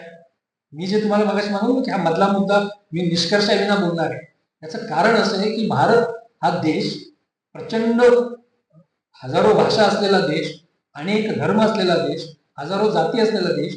इथली ही जी हितसंबंध आहेत हे सगळे क्रॉस हितसंबंध आहेत, एकमेकाला छेद देणारे हितसंबंध आहेत. इथं कोणत्याही एका गोष्टीवरती पटकन सहमती घडून आणताना ही जी पार्श्वभूमी आहे वेगवेगळी, या पार्श्वभूमीचा तुम्हाला विचार करावा लागतो. आणि म्हणून बाबासाहेबांचं जे मत होतं खेड्याबद्दल, त्यामुळे बाबासाहेब स्पष्टच म्हणले ना की तुम्ही जर खेड्यांना स्वायत्तता दिली तर माझ्या अस्पृश्य बांधवांचं काय होईल, तिथल्या मतदानामध्ये माझे अस्पृश्य बांधव टिकणार आहेत का. आणि त्याच्यावरून त्यांनी पुढचा प्रश्न उपस्थित केला होता की त्या खेड्यामध्ये महिलांना कोण विचारणार आहे का, महिलांच्या याची कोण दखल घेणार आहे का. आणि म्हणून एक लक्षात घ्या की हा तर पंचायत राज म्हणून खालून वर जाण्याचा मुद्दा आला, पण एकूण जे आपलं संविधान आहे फेडरल स्टेट म्हणून, संघराज्य म्हणून, जगभरातले जे इतर अनेक संविधान आहेत त्याच्यामध्ये म्हणजे अमेरिकेचंच हे घ्या, अमेरिकेचं संघराज्य आहे, परंतु अमेरिकेच्या संघराज्यामध्ये सेंट्रल गव्हर्नमेंट वीक कमकुवत आहे. भारताच्या संघराज्यामध्ये सेंट्रल गव्हर्नमेंट हे स्ट्रॉंग मजबूत आहे. म्हणजे अनेक बाबतीमध्ये सेंट्रल गव्हर्नमेंटला व्हेटो आहे, सेंट्रल गव्हर्नमेंटला अंतिम अधिकार आहे. म्हणजे ती जी विभागणी आहे ना राज्यांचे विषय, केंद्रांचे विषय, समवर्ती सूचीतले विषय, याच्यामध्ये समवर्ती सूचीतल्या विषयावरती सुद्धा केंद्र सरकारला अंतिम अधिकार आहे आणि राज्याच्या विषयाच्या बाबतीमध्ये सुद्धा जर केंद्र सरकारने काही कायदा केला तर केंद्र सरकारचा कायदा ओव्हर पॉवर होणार. त्यामुळं केंद्र सरकार मजबूत असं आपलं फेडरल स्टेट आहे. आणि बाबासाहेब आंबेडकरांनी संविधान सभेमध्ये याचं समर्थन केलं. त्यांनी मांडणी केलेली सविस्तर याची का समर्थन करतो याची. आणि मग त्याचं सूत्र कुठे जाऊन पोहोचतं माहितीये की इंग्रजांचं राज्य आल्यानंतर महात्मा फुले यांनी इंग्रजांच्या राज्याचं स्वागत केलेलं आहे. बरोबर का केलेलं आहे स्वागत?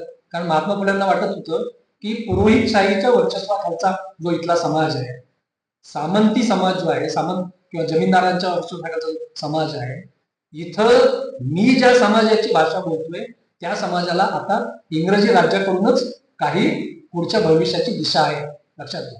त्यामुळे महात्मा फुलेंनी स्वागत केलेले. बाबासाहेबांनी इंग्रजांच्या बरोबर वाटाघाटी करून अनेक गोष्टी इंग्रजांचं राज्य असतानाच मिळवलेल्या आहेत. त्यामुळे बाबासाहेबांचा ह्याचा प्रभाव असणं स्वाभाविक आहे की तुम्ही जर खाली अधिक अधिकार दिले तर या देशातली अस्पृश्यता, या देशातली जातीयता माझ्या माणसांना मारून टाकील. त्यांना वरून संरक्षण मिळालं केंद्र सरकारकडून तरच त्यांना पुढे जाण्याची दिशा मिळेल. त्यातून आपलं फेडरल स्टेट हे मजबूत केंद्र सरकार बनलं. पण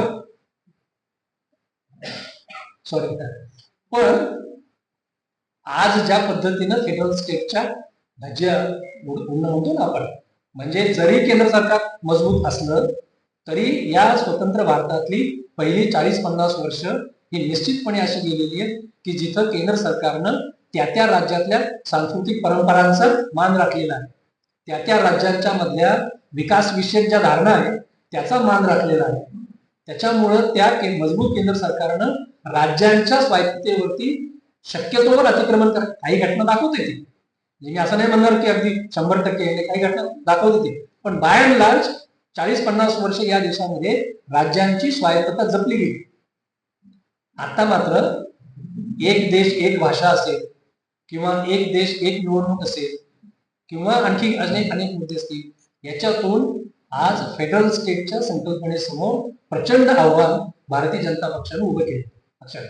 आज तो विषय नाहीये, परंतु फक्त सूतवाच करून ठेवतो की दक्षिणेकडच्या राज्यांच्या मध्ये आता प्रचंड अस्वस्थता आहे. आणि समाजवादी परिवारानं 8 दिवसापूर्वी बेंगलोरमध्ये कार्यक्रम घेतलेला आहे डॉक्टर सुनीलम आणि त्यांनी. म्हणजे ही जी आता 2026 साला सगळ्या लोकसभा मतदारसंघांचं पुन्हा एकदा पुनर्रचना होणार आहे. आणि ही पुनर्रचना 2000 आधीची जी जनगणना होती त्या जनगणनेच्या आधारे होणार आहे. आणि ह्या आता 26 सालीची जनगणना होऊ घातली त्याच्या आधारे होणार आहे. आणि आत्ताचं जे सूत्र आहे लोकसभा मतदारसंघांच्या पुनर्रचनेचं, हे सूत्र लोकसंख्येच्या प्रमाणात ठरते. म्हणजे इतक्या लोकसंख्येच्या पाठीमागं एक लोकसभा मतदारसंघ आणि 26 साली जी जनगणना होईल त्याच्या आधारे ती करायचं असं भाजपच्या सरकारने ठरवलंय. तसं जर झालं तर गेले अनेक वर्ष दक्षिणेकडच्या राज्यांनी लोकसंख्या नियंत्रणासाठी जे प्रचंड मोठं काम केलं त्याची शिक्षा दक्षिणेकडच्या राज्यांना मिळणार, लक्षात. आणि उत्तरेकडच्या राज्यांची लोकसंख्या जी अनियंत्रित वाढली आहे त्याचं बक्षीस, म्हणजे लोकसंख्या वाढवण्याचं बक्षीस उत्तरेकडच्या राज्यांना मिळणार आहे, लोकसंख्या नियंत्रणात ठेवण्याची शिक्षा दक्षिणेकडच्या राज्यांना मिळणार आहे. आणि साधारणपणे 40 ते 45 लोकसभा मतदारसंघ हे उत्तरेकडे अधिक वाढणार आहेत आणि तेवढे दक्षिणेकडचे कमी होणार आहेत. म्हणून दक्षिणेकडे अस्वस्थता आहे. आणि त्याच्यात अर्थातच बजेटरी अलोकेशन मध्ये सुद्धा लोकसंख्येच्या प्रमाणात बजेटचा पैसा जो राज्यांना वाटून दिला जातो त्याच्यात सुद्धा दक्षिणेकडे आणि महाराष्ट्रात अन्याय होतो. पण ठीक आहे, तो मोठा विषय आहे. राज्यांचीच अधिकार आज धोक्यात आलेले आहेत. तिथं गांधीजींचा जो मुद्दा होता पंचायत राजचा, तो पंचायतींना अधिक अधिकार देण्याची भूमिका म्हणजे संविधान सभेमध्ये पण कोणी फार आग्रहानं मांडलेली नाही.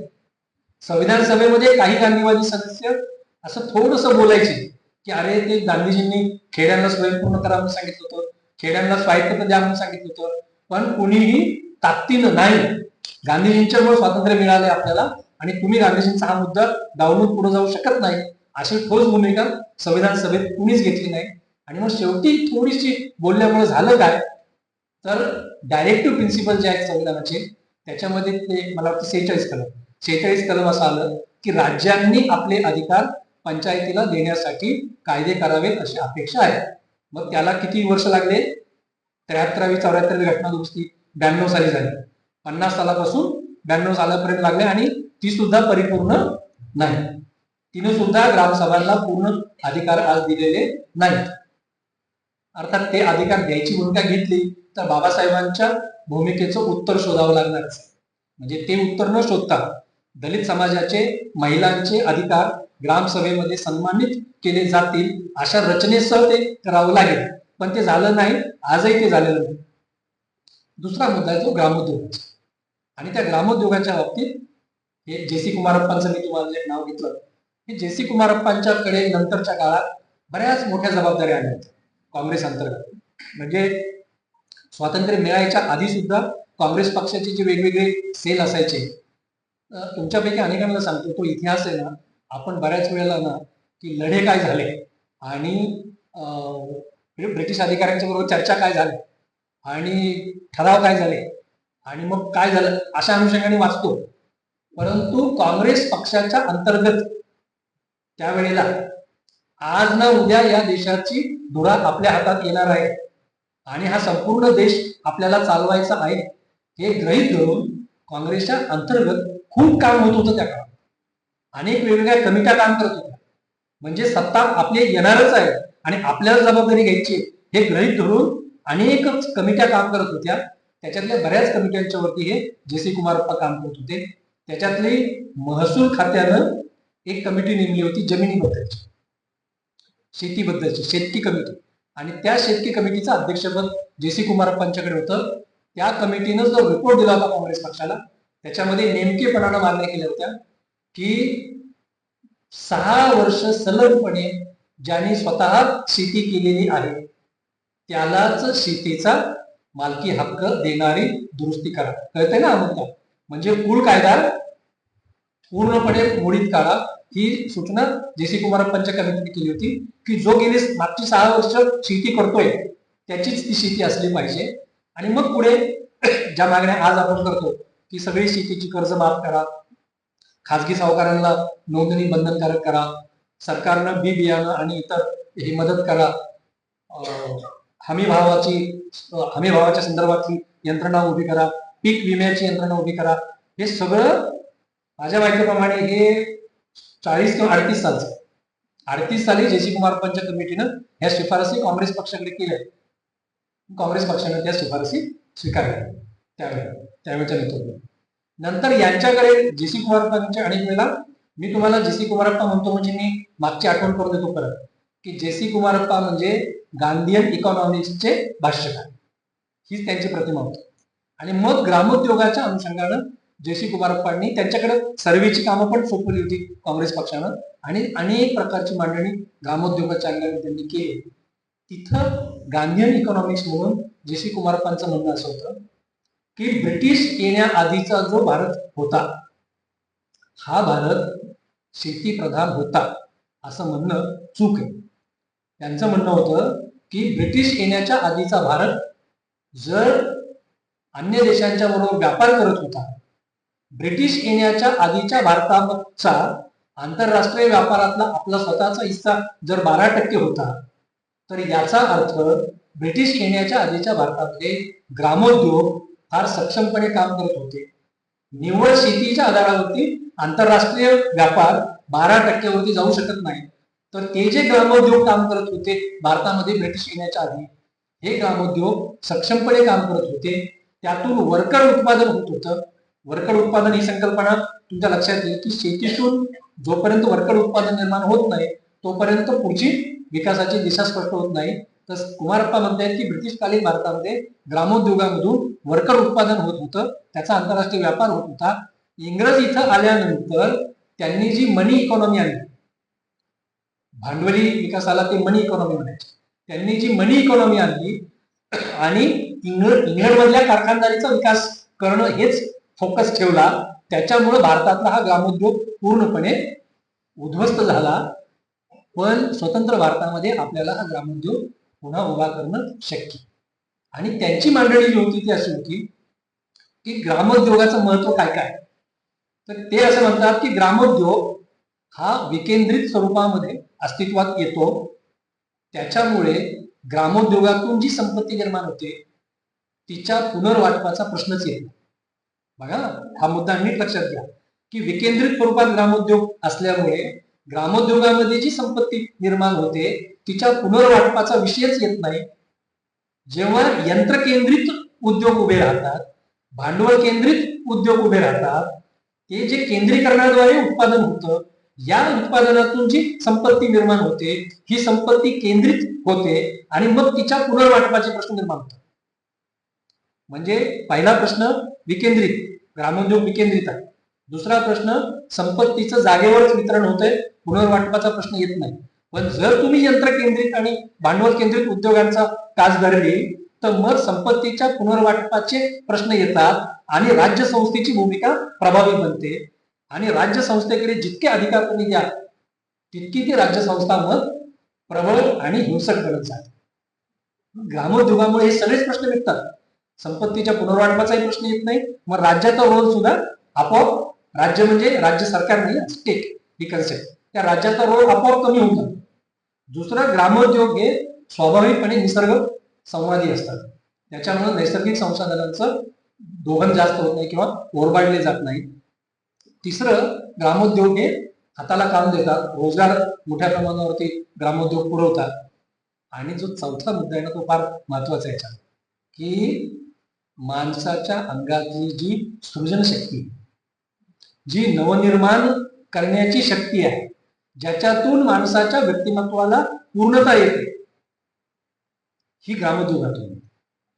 माणसाचं व्यक्तिमत्व आतून फुलून येणं ज्याला आपण म्हणतो, की त्याच्या अंगातल्या, मी त्याला नेहमी असा शब्द वापरतो की निसर्ग कोणत्याही माणसाला बिनकामाचा म्हणून पाठवत नाही. निसर्ग कोणत्याही माणसाला बिनकामाचा म्हणून पाठवत नाही. निसर्ग प्रत्येक व्यक्तीमध्ये बीज रूपानं काही ना काही हुनर, काही ना काही खासियत, काही ना काही कसब देऊन प्रत्येक माणसाला निसर्ग पाठवत असतो. शिक्षणातल्या समान संधीचं सूत्र यासाठी गरजेचं असतं की निसर्गानं तुमच्या माझ्यामध्ये दिलेली जी हुनर आहे, जे कसब आहे, जी खासियत आहे, त्याला फुलवता यावं, त्याला विकसित करता यावं. निसर्गानं माझ्यात दिलेली हुनर जर मला शिक्षणातल्या समान संधीनं फुलवता आली तर माझंही व्यक्तिमत्व फुलून येतं. आणि याच्या पुढची मांडणी माझी आहे की अशा पद्धतीनं एक एक माणूस त्याच्यातल्या अंतर्गत क्षमता पूर्ण विकसित करून जेव्हा फुलून येतो त्याच्यातून इव्होल्युशनची प्रोसेस पुढे जात असते, उत्क्रांतीची प्रक्रिया पुढे जात असते. मी तुम्हाला म्हणतो की समान संधीचं सूत्र आहे ना आपल्या संविधानाच्या प्रियांबल मध्ये, समान संधीचं म्हणतो, ही समान संधी त्या व्यक्तीला न्याय देण्यासाठी तर गरजेची असतेच, त्या व्यक्तीला न्याय देण्यासाठी गरजेची असते, पण उत्क्रांतीची प्रक्रिया अशीच चढत्या श्रेणीनं वर जावी याच्यासाठी पण गरजेची असते. कारण निसर्गानं पाठवलेलं हुनर, निसर्गानं तुमच्यात दिलेलं कसब जर तुम्हाला संधी अभावी विकसित करता आलं नाही तर ते तुमच्या बरोबर तसंच जाणार. ज्याला जीन पूल म्हणतात बायोलॉजिकल लँग्वेज मध्ये, जीन पूल, की ते विशिष्ट कसब असलेला जीन तो तुमच्या बरोबरच, म्हणजे तुम्हाला संधी मिळाली नाही तो तुमच्या बरोबरच गेला. संधी मिळाली असती तर तो विकसित झाला असता आणि त्याच्यातून मानवाचा उत्क्रांतीचा प्रवाह आणखी 2 पावलं पुढे गेला असता. म्हणून समान संधी मिळणं हे शोषित समुदायातल्या एकेका व्यक्तीच्या विकासासाठी जितकं महत्वाचं आहे तितकं संपूर्ण माणसाच्या उत्क्रांतीचा प्रवाह आणि समाज जीवन अधिक चांगल्या दिशेने पुढे जाण्यासाठी गरजेचं आहे. आणि हे घडतं ग्रामोद्योगात. यंत्र उद्योगांच्या वरती काय टीका आहे गांधीजींची होतीच ती, त्याच्याबद्दल पाश्चात्य संस्कृतीबद्दल बोलताना गांधीजी अनेकदा काय बोललेले की यंत्र संस्कृतीमुळे माणसाचं माणूस पण मरून जात. म्हणजे तुम्ही हा मुद्दा कळावा म्हणून सांगतो की टीव्ही बनवण्याचा कारखाना आहे आणि त्या टीव्ही बनवण्याच्या कारखान्यामध्ये कामगार किंवा 100 कामगार काम करतात. त्याची काय प्रक्रिया असते टीव्ही बनवण्याच्या कारखान्याची, की तो एक कन्व्हेयर बेल्ट असतो, त्या कन्व्हेयर बेल्ट वरती तो सांगाडा टीव्हीचा पुढे पुढे पुढे पुढे सरकत जातो आणि 100 कामगार बसलेले आहेत. या 100 कामगारांच्या जवळ 100 वेगवेगळे पार्ट दिलेले असतात आणि त्या एका कामगाराला 8 तास एकच काम असतं फक्त, की कन्व्हेयर बेल्ट वरती तो टीव्हीचा सांगाडा पुढे आला की तुला दिलेला पार्ट उचलायचा आणि तिथे फिट करायचा.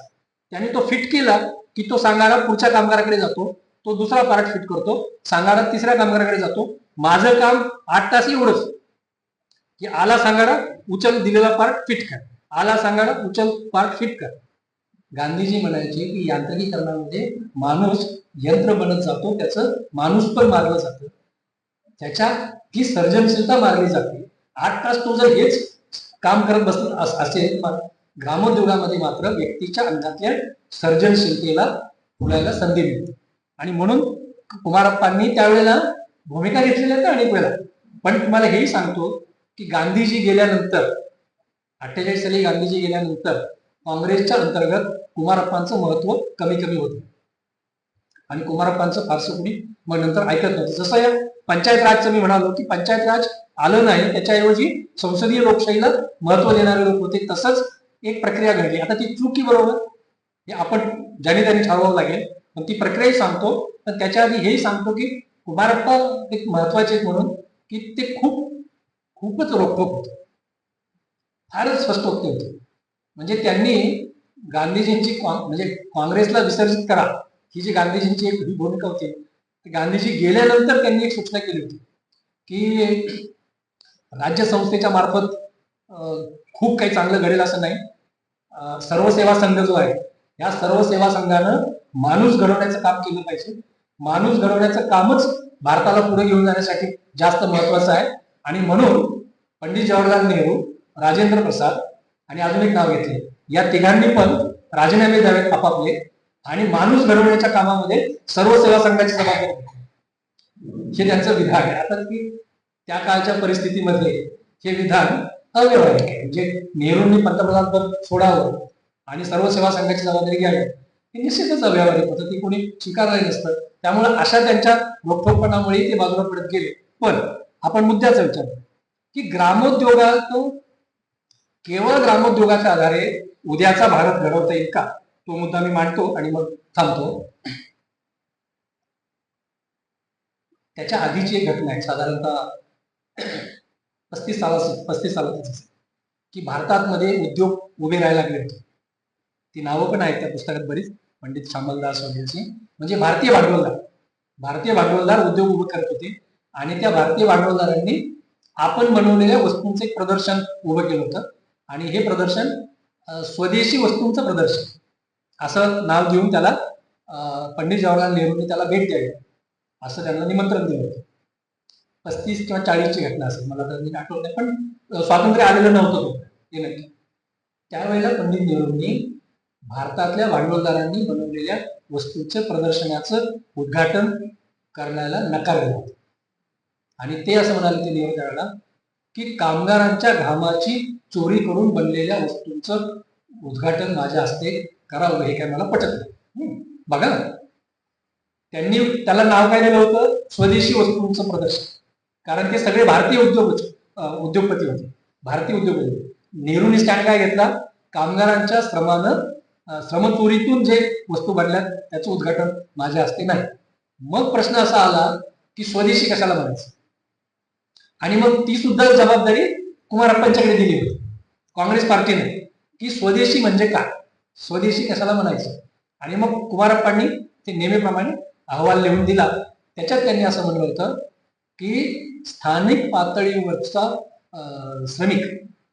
स्थानिक पातळीवरचे श्रमिक आणि स्थानिक पातळीवरची नैसर्गिक संसाधनं याचा अधिक वापर समता आणण्याच्या उद्देशाने जिथे होतो ती स्वदेशी.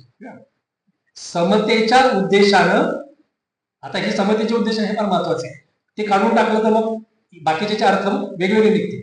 समतेच्या उद्देशानं स्थानिक श्रमिक आणि स्थानिक संसाधनं याचा अधिक वापर करून घेणं याला स्वदेशी म्हणायचं. आणि नेहरूंना एका अर्थाने ती भूमिका मांडली होती, कारण त्यांनी भारतीय उद्योगपतींच्या याचं नाकारलं होतं आणि अनेक लोक त्यावेळी या भूमिकेवर होते. पण जसं जसं स्वातंत्र्य जवळ आलं आणि स्वातंत्र्य मिळत असताना लोकांच्या आकांक्षा वाढल्या होत्या, स्वाभाविक आहे, कारण ते आव्हानच ते होतं ना लोकांना की इंग्रजांना घालून आपला देश येईल, आपलं सरकार येईल, आपलं सरकार हे करेल, आपलं सरकार ते करेल. पण त्या अर्थातच लाडक्या बहिणींना 1,500 रुपये द्यावेत असा आवाज ते नव्हतं. म्हणजे तुम्हाला आम्ही 1,500 देऊ असं ते आव्हान नक्कीच नव्हतं, पण तरी सुद्धा लोकांच्या आकांक्षा वाढल्या होत्या. आणि मग काँग्रेसचं जे प्रभावी नेतृत्व आहे त्या नेतृत्वाला असं वाटलं की ग्रामोद्योगामधून चारही मुद्दे पहिले की संपत्तीचं आपोआपच विकेंद्रीकरण होतं, पर्यावरणाचं रक्षण होतं, रोजगार वाढतो आणि व्यक्तीचं परिपूर्णता येते. हे सगळं जरी खरं असलं तरी उद्याचा भारत आपल्याला जो उभा करायचा आहे ते सगळं उत्पादन, त्याला आकांक्षा पूर्ण करण्याचं उत्पादन ग्रामोद्योगातून होईल का? तर तिथं नकारात्मक उत्तर आलं काँग्रेसमधल्या सगळ्या धोरणांचं. आणि मग काँग्रेसच्या सरकारची जी पुढची वाटचाल झाली ती म्हणजे यंत्र केंद्रित, भांडवल केंद्रित उद्योग, त्याला धोरणात्मक पाठिंबा, आणि दुसऱ्या बाजूला सगळ्या गांधीवाद्यांना ग्रामोद्योगाच्या साठी अनुदान देऊन त्यांची समजूत झाली.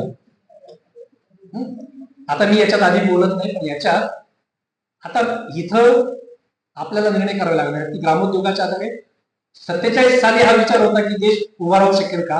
आज 2026 साली 77 वर्षामध्ये आपण कुठच्या कुठे येऊन पोहोचलोय, लोकांच्या आकांक्षा कुठल्या कुठे येऊन पोहोचल्या, लोकांची स्वप्न कुठल्या कुठे येऊन पोहोचली. त्यामुळे आपण नुसतंच आदर्शवादी म्हणून उपयोग नाही, पुढचा विचार करावा लागेल. पण त्यावेळेला कुमारप्पा एक गोष्ट जी बोलत होते ना ती फार महत्वाची आहे आणि ती आज गरजेची आहे आणि तिच्या आधारेच पुढची वाटचाल होऊ शकते. कुमारप्पा जेव्हा म्हणत होते की नेहरूंनी राजीनामा द्यावा आणि सर्व सेवा संघाचं काम घ्यावं आणि माणूस आपण घडवू, ते ठीक आहे, नेहरू येऊ शकत नव्हते, पण कुमारप्पा त्या सगळ्यामध्ये नागरी समाजाची संकल्पना मांडत होते.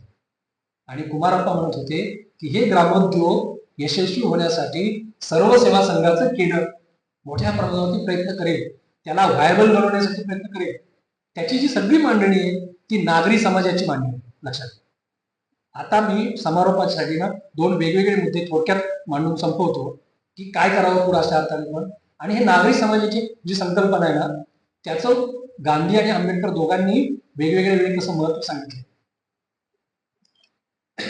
संविधान बनत असताना 2 वेळेला वेगवेगळे लोक गांधीजींना भेटायला गेले. पहिल्यांदा गेले होते जगजीवनराम. त्यावेळेला गांधीजी होते नोआखलीमध्ये, ते नोआखलीतले दंगे मिटवत होते आणि जगजीवनराम त्यांची टीम घेऊन, जगजीवनराम ते काँग्रेसमधले दलित नेतृत्व, ते गांधीजींना भेटायला गेले आणि त्यांनी गांधीजींच्याकडे तक्रार केली की गांधी तुम्ही इथे नोआखलीमध्ये दंगे मिटवत बसलाय, तिथं दिल्लीमध्ये संविधान बनतंय आणि त्या संविधानामध्ये तुमचं काहीच येत नाहीये, गांधीजींचं काहीच येत नाहीये आणि तुम्ही मात्र शांतपणे इथं बसलाय. त्यावेळेला गांधीजींनी जगजीवनरावांना दिलेलं जे उत्तर होतं ते असं होतं की जे लोक लोकांच्या सोबत काम करत असतात त्यांना संविधानात काय आहे आणि काय नाही याची फारशी चिंता करण्याची गरज नसते.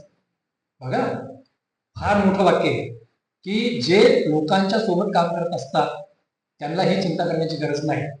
तसंच शंकरराव देव आणि आणखी काही लोक सुद्धा मग नंतरच्या टप्प्यात गांधीजींना भेटले होते आणि त्यांनी हीच तक्रार केली होती की संविधानात पंचायत राज पण आलेलं नाहीये, स्वयंपूर्ण खेड्याची संकल्पना आलेली नाहीये, स्वावलंबी खेड्याची कल्पना नाहीये, स्वायत्तता नाहीये, हे काही बरोबर नाहीये. तर त्यावेळेला गांधीजींनी दिलेलं उत्तर पुन्हा असंच होतं की समजा संविधानामध्ये तुम्हाला हवं ते सगळं जरी आलं आणि हे जर उद्या नीट दिशेनं पुढे गेलं नाही तर तुम्ही काय करणार आहात? तुम्ही लोकांच्या सोबत काम करा, तुम्ही लोकांच्या सोबत काम करा आणि लोकांच्या सोबत जर असाल तर मग याची चिंता करू नका. अशीच उत्तरं बाबासाहेब आंबेडकरांनी वेगळ्या कॉन्टेक्स्ट मध्ये दिलेली आहेत 2 ठिकाणी. मी तुम्हाला फार पटकन सांगतो, हा खरं म्हणजे फार महत्वाचे मुद्दे आहेत. 2 कॉन्टेक्स्ट मध्ये दिलेली आहे. त्यातला पहिला मुद्दा आहे की फंडामेंटल राईट वरची चर्चा झाली संविधान सभेत, पूर्ण फार प्रदीर्घ चर्चा झाली फंडामेंटल राईट वरती, वादविवाद झाले, हमरीतुमरी झाली आणि शेवटी फंडामेंटल राईटचा ठराव मंजूर झाला की जो आहे संविधानात आता तो मंजूर झाला. तो मंजूर झाल्यावर बाबासाहेब उत्तर द्यायला उठले आणि बाबासाहेब संविधान सभेत असं म्हणतात की इतक्या वादावादी नंतर, इतक्या प्रदीर्घ चर्चेनंतर भारतातल्या नागरिकांना हे फंडामेंटल राईट, मूलभूत अधिकार असतील असा निर्णय आपण घेतला. हे फंडामेंटल राईट भारतीय नागरिकांना खरोखर उपभोगायला मिळतील याची काय गॅरंटी? बघा, कुणी प्रश्न उपस्थित केलाय? बाबासाहेबांनी उपस्थित. की काय गॅरंटी ठरवलं आपण गॅरंटी काय. आणि बाबासाहेबांनीच उत्तर दिले संविधान सभेत. उत्तर असं आहे की not only parliament, not only judiciary, not only any single law will guarantee this fundamental right to the citizens, but the common conscience of the Indians, common conscience of the Indian society will guarantee these rights. म्हणजे केवळ संसदेच्या भरोशावर, केवळ न्याय व्यवस्थेच्या भरोशावर किंवा एखाद्या कायद्याच्या भरोशावर नागरिकांना अधिकार मिळणार नाही. भारताच्या नागरिकांचा सामूहिक सत्सद विवेक काय म्हणतोय त्याच्यावर ठरेल की हे. आणि आज जे संविधान डोक्यावर घेऊन आपण नाचतोय, जे संविधानासाठी आपण जागृत अभियान करतोय, तर आज अडचण भाजपची मला वाटत नाही, तर भारतीय नागरिकांचा सामूहिक सत्सद विवेक संविधानिक मूल्यांच्या पाठीशी उभा राहायला तयार नाही. मला वाटतं गांधी आणि आंबेडकर एकच म्हणत होते. हेच उत्तर त्यांनी पुन्हा, तोही खूप दीर्घ संवाद आहे त्याच्यातला, डायरेक्टिव्ह प्रिन्सिपल्स. डायरेक्टिव्ह प्रिन्सिपल्स मधले जे आर्थिक विषमता दूर करण्याची सगळे कलम आहेत, 37 प्राथमिक आहे, 38, 39, 40, 41, 47 हे डायरेक्टिव्ह प्रिन्सिपल्स मधली जी कलम आहेत, ही आर्थिक विषमता कमी करायला सरकारनं काय करावं हे सांगणारी सगळी कलम आहे. त्याच्यावरती संविधान सभेमध्ये अनेकांनी वाद घातला की इतकी महत्वाची कलम आहे ही तुम्ही डायरेक्टिव्ह प्रिन्सिपल्स मध्ये टाकली. हे सगळे फंडामेंटल राईट पाहिजे होते. हे डायरेक्टिव्ह प्रिन्सिपल्स म्हणजे काय, अपेक्षा आहे. मी तुम्हाला ते टेक्निकल मुद्दा थोडक्यात सांगतो. फंडामेंटल राईट म्हणजे झालंच पाहिजे आणि डायरेक्टिव्ह प्रिन्सिपल्स म्हणजे व्हावं अशी अपेक्षा आहे. फरक कळतोय. आणि त्यातला टेक्निकल पुन्हा अर्थ काय की फंडामेंटल राईट साठी आपल्याला कोर्टात जाता येतं आणि कोर्ट सरकारला आदेश देऊ शकतं. डायरेक्टिव्ह प्रिन्सिपल साठी आपल्याला कोर्टात जाता येत नाही आणि जरी गेलो तर कोर्टाला सरकारला आदेश देता येत नाही. मग ते भांडत होते लोक हे की गरीब आणि श्रीमंतांच्यातली दरी कमी करण्यासाठी सरकारनं काय काय करावं हे इतकी महत्वाची हे तुम्ही डायरेक्टिव्ह प्रिन्सिपल्स मध्ये टाकलं. हे फंडामेंटल मध्ये टाकून तुम्ही त्याला कोर्टाचं संरक्षण मिळवून द्यायला पाहिजे होतं. त्यावेळेला बाबासाहेबांनी जे उत्तर दिले ते पुन्हा ह्याच लाईनवरचे.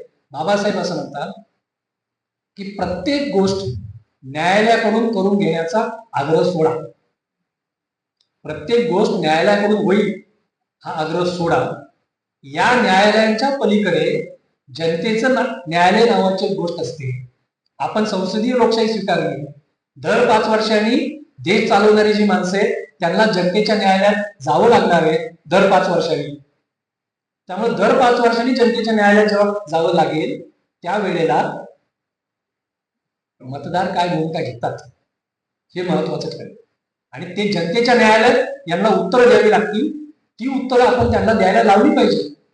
मला असं वाटतं की गांधी आणि आंबेडकर दोघेही कॉन्स्टिट्युशनलिझमचे पुरस्कर्ते होते, पण तरी शेवटी लोक आपल्यासोबत असले पाहिजे, आपण लोकांच्या मध्ये असलं पाहिजे आणि लोकांच्या सामूहिक सत्सद विवेकाचं दर्पण या सगळ्या सत्तेवर आलं पाहिजे. राजसत्तेवरती ही भूमिका बाबासाहेब गांधी यांनी वेगवेगळ्या ठिकाणी मांडली.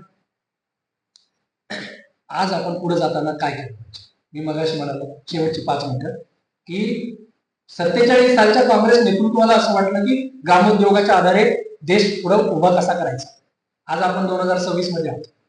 मला असं वाटतं की काही जरी असलं, किती जरी शंका असल्या तरी आपल्या आजूबाजूला ज्या घटना घडतात त्या घटना आपल्याला गांधीयन विचारांच्याकडे यायला भाग पाडतात.